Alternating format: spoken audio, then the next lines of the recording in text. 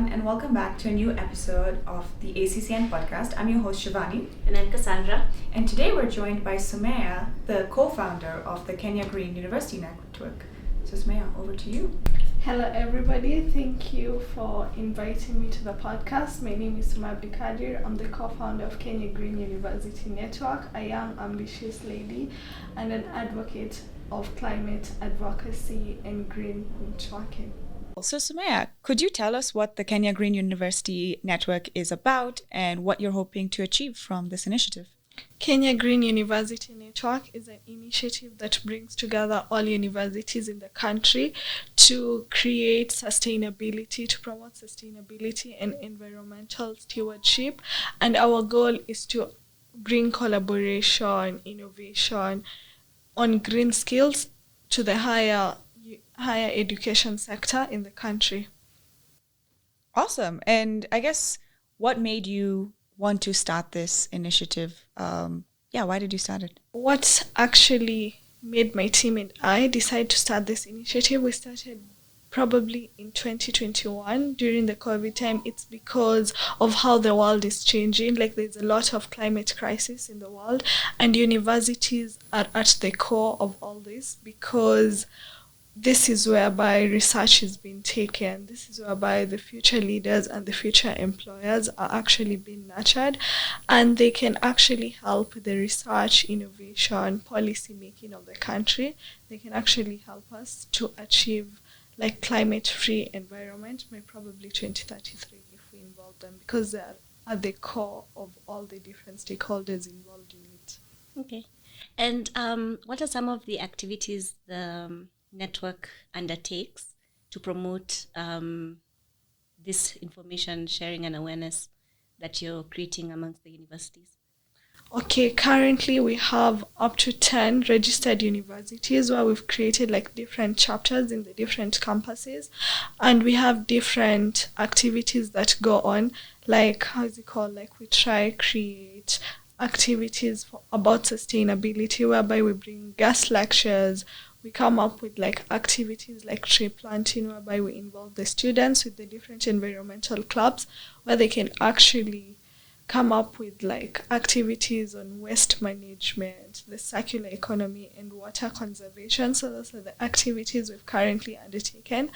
And we are hopeful that probably in the next 5 years we'd have incorporated all the different universities, the 60 universities, and probably expand it to even East Africa to create like this climate young, resilient people who are actually very passionate about greening. That's really cool. Yeah. Do these activities like happen per university? So let's say you've partnered, I don't know if you've partnered with Strathmore, but if you have, like you've partnered with them or you've partnered with like Kenyatta University, do they happen per university, or is it just all students from all universities are part of this network and then they come to one university? They huddle for like this guest lecture or something. It actually happens within the different universities. Because actually it's easier to manage that. So they have like environmental clubs where we actually help them with like materials for training. We bring experts who would actually come and tell them about innovative ways. We help them in the research works the different students are undertaking, yes. Then recently we actually we partnered with Jacob's Ladder and UNEP, the national workshop that was happening. You attended. That's fantastic. Yeah, I was actually one of the panelists. Oh, amazing. Yeah. So it was really amazing to bring different partners and stakeholders together to actually like really understand and demystify what is this green scaling that we hear about, what is climate action, because I feel like it's still an area that's very gray that most people don't really have knowledge about. Yeah, absolutely. And I guess as you've been working on the Green Network, have you come across, or have you been more exposed rather, to what kind of opportunities are actually out there for these students that you work with as they participate in the network and then move on to graduate and join the workforce? Are you seeing any particular areas that are coming up that would be interesting, that the network is helping them position themselves for, or any gaps also? I believe there are actually opportunities, because there are opportunities on the green career. Like you can actually, because in today's world, so many companies, so many organizations are actually trying to turn whatever they're doing into sustainability. So with the right skills, the right knowledge, it actually creates opportunity for you to enter the greening space workshop. So it creates opportunity. It has also created opportunity in research works, being given like grants, different universities and organizations trying to sponsor the work that the students are doing. Mm-hmm. It has also made young people to actually be very innovative when it comes to climate sustainable goals, and they're trying to come up with solutions that would actually solve the problems that we're facing right now, like the current floods that is happening around the world. It's not only in Kenya. Mm-hmm. Yeah, so I believe there are opportunities, but the challenge is there is still less awareness in the country. Mm-hmm. There is lack of enough expertise to actually teach the students, to give out the knowledge about what climate change is, what is circular economy, what is a green economy, and all that. So there is lack of expertise and lack of financial support when it comes to the projects and the different when it comes to like the projects. Yeah. Like, I feel like there's lack of enough capital and financial support, and also I feel like there's a gray area when it comes to policy making and policy innovation, because there are policies that are there but being implemented and they've been formulated, but the implementation process, we still don't know which sector should do what partner should come with. So I think that's still a gray area, that we should work on. And I feel like universities are like at the pivotal point of all this. Yeah, I think you're right. I had a follow-up question regarding curriculum, just because you've mentioned expertise also needs to catch up, and it goes hand in hand also with investment, right? And I know some of our universities are doing really well in terms of innovation, especially in climate. Strathmore, for example, and great alumni. Your alumni, amazing. And for others, they're still catching up, right? And some of the challenge we see at Shortlist is sometimes the skills or the training that's needed today and in coming years is not quite there yet, because the education system hasn't caught up. And so we're relying on other partners from around the world to bring in expertise, to train and all that, where hopefully the direction we're going in is that we'll be able to develop our own curriculum and drive innovation from our own countries in Africa, so that the workforce is ready. And so it's not really a question, it's a question. One, is that what you see when you partner with the universities, that the curriculum does actually need to catch up? And then second, I know from Jacob Ladder's work, they're trying to bring the government together from even a policy perspective to integrate climate and green jobs and skilling into the various government initiatives that are being worked on. So hopefully there'll be a bit more organization around how the country is rallying around these skills. And so I just wanted your opinion, having sat on the panel there as well. What do you think in terms of the efforts that are being made right now, and how hopeful can we be that we'll catch up? I actually, when it comes to like the curriculum, that's something we're actually trying to work, where we're trying to work with universities to try change their curriculum and integrate something to do with environmental sustainability, social impact.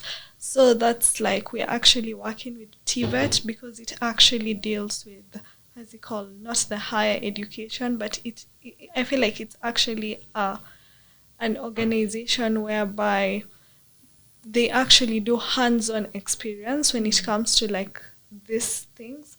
And we're trying to work on them to come up with like a curricula that can actually be integrated in whatever course you're studying. At least you have a bit of knowledge when it comes to environmental sustainability, social impact, so that we can able to achieve the sustainable development goals. And when it comes to the government being involved in it, I feel like it's a very crucial point, because at the end of the day, it comes to the policies, the policy makers, the ones who actually would help finance these universities when it comes to the development of the curriculum and the training of the experts. So I am hopeful that by probably 2030, like in the country, like the discussions on greening, climate finance, climate sustainability, it would be something that's most people are knowledgeable about and workplaces are able to adopt. And even the young people, as they're being trained to come to the workplaces, they can actually, like, they have enough knowledge to do the hands-on experience. Okay, thank you. I guess speaking about curriculum and speaking about how young people can get involved, I'm curious to understand your story and like how you, like what steps did you take to become this like climate activist to now be able to help these young people learn more about climate? Like how did you upskill yourself, or was it through a course? Was it through the university? Was it just personal reading? Okay, actually, I feel like I had the passion since I was a kid. I always loved my environment being clean, being green, and coming from a region whereby it's a bit semi-desert, like it's a desert, like the northeastern side. Okay, I've not been born there or raised there, but I remember there's a time they were facing like a drought crisis where my kids were dying, there was not enough food, and all this comes to affect mostly the young kids and the women. And that's where my passion grew, and I got interest on, I wanted to really know what is this climate change things that's been talked about, what is like circular economy. Then I remember when I was in third year, I did my internship with Invictus Development, and everything I was dealing about was just about climate, circular economy. It was something that I didn't think I would end up doing, but that's my whole internship experience. It was just about climate, and that's when I was like, I could see the passion and the drive within me, and I was like, I need to do something that would actually impact the society in a greater way than just rather than myself. So yeah, we decided to start the Kenya Green University Network because we wanted to bring, it wasn't just about Strathmore at that moment. For me, it was about how would somebody in Turkana, how are they going to benefit? How is somebody in western region, coastal region of the country going to benefit from it? So that's where I got my passion from. I remember I have mentors who are actually like experts in the area who actually guide us in the different activities that you can do, and we mostly use the Green Youth Pact, the one for COP27, to actually guide our work when we're trying to do. Yeah. So I feel like it's a trial and error thing that we're still trying to figure out how best we can work on it. And bringing different partners in place so that they can actually help us, because we're not experts that much, but I've done different courses on like climate. When I just go to Coursera, like I'd find them like online Harvard courses, like the courses on climate change, climate action. So that's what I would do for me to be knowledgeable in the area. Yeah, I think that's really cool, and it's really commendable that you bring along the network as you learn and discover the different things about what you could be doing for climate action. I wanted to touch on something you've just talked about, mentorship, if you don't mind. Not particularly who are your mentors, but how did you end up finding mentors that added value to your learning journey? All right, I was actually probably strategic about it, because I was like, I need to look for people who actually are environmentalists, who've been in the area for such a long time. And that's how I was able to pick up my mentors, and most of them would probably, I have a mentor who works for probably Danish Institute. There's one who's worked for UNEP for the longest time. So there's some people who have actually been in the industry, they've done these activities, and they know how best they can actually guide young people. And how did you reach out to them, or like, I don't know, initiate that conversation? Through LinkedIn. Wow. Wow. You can have a conversation through LinkedIn, and it actually builds your network. I can actually just search about innovation or climate, and I would actually find everybody there. And how do you, as you reach out to them, because we always hear you need to be clear, you need to have something specific that you're asking if you're truly interested in finding a mentor, either for a specific time in your life where you're figuring something out, or if you're trying to work towards something. And so I guess to help our audience who would be seeking out mentorships as well, how was your messaging? Like, were you very targeted in your ask, or you kind of just exploring possibility in the conversation? I actually feel like I knew what I wanted from the beginning. So when I would start a conversation with you, I'd be like, hey, my name is Abdikadir. I do this. I'm passionate about this. I'm starting this initiative. Are you willing to be part of it? And actually, most of the responses were very positive. Most of them were really glad that I could start such a thing, such an initiative. Yeah, I actually got so many positive mentorship, and I would tell young people, like, a rejection is like a way for you to actually do better. Like, it's a way for you to, it actually opens doors for you because you actually learn from it. Probably your approach was wrong, and yeah, you keep trying until you get the answer. You don't give up. Yeah. And you also talked about how your initiative wants to reach people, let's say the coastal communities in Turkana, in places where in places where they will not get like maybe direct information around climate, or there's not a lot going on. I guess, how are you doing that? Like, how are you like reaching these people? Is it through universities, or do you just partner with, is there a university in Turkana? I think so. Masai Mara. Okay. There must be. They're actually vocational training. Okay, so you partner with vocational training partners and universities? Yes. So what happens basically is we have like a network of around 78 universities on our system. So it is easier for us to reach out through them and through our social media platforms. Yeah, and we pass the message around. Okay. And how do people join the Kenya Youth? For you to actually join, you can actually follow us on our social media platforms. You can figure out how to join. You can join the different green initiatives that are happening in your campus. It will, because we are actually integrated to most of them. And then, yeah, I feel like that's how you can join, like, because we look for research papers on students who are doing like environmental or sustainable activities, and the different universities have these different clubs, like environmental clubs, where they would reach out to us and be like, can we partner on probably teaching them about, because I remember recently I was teaching people about sustainable development goals, the different 17 SDGs, how they're integrated to each other. Yeah. Wow. If you don't mind, we're happy to share your socials with our audience. Yeah. So you can reach a few more people across the region. Okay, for our social media platforms, it's just Kenya Green University Network, KGUN, KGUN, on all our platforms, on LinkedIn, Twitter, Instagram, because we young people love such things. We're still not, we haven't still explored TikTok. You haven't? We haven't. Because we're figuring out how to actually, because I feel like when it comes to climate and this environmental, sustainable and social impact, it's really a complex topic to actually try and navigate it and, how is it called, remove bits of every conversation from it. So that's what we're trying to still figure out. That's really cool. I mean, we're also trying to figure out TikTok. So if you have a look at ours, maybe you can give us feedback. I will.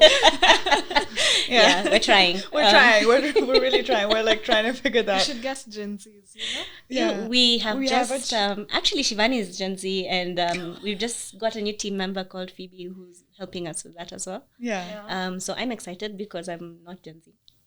But I'm trying. Trying. Because I feel like social media helps you pass the message so fast, so quickly. Yeah, and it's how we consume information these days. So we're trying to be inclusive in how we are able to share these conversations, the resources we come across.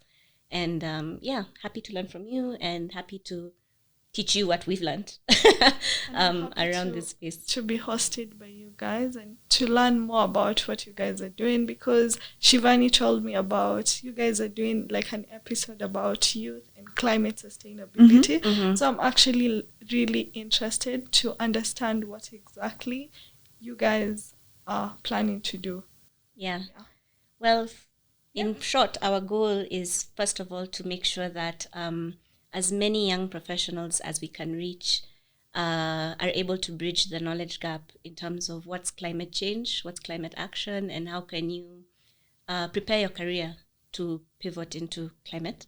And also to demystify how that's done, because ideally, I mean, you can have your technical qualifications, you're an engineer and all that, but there's also so many other avenues in which you can grow your career in the space.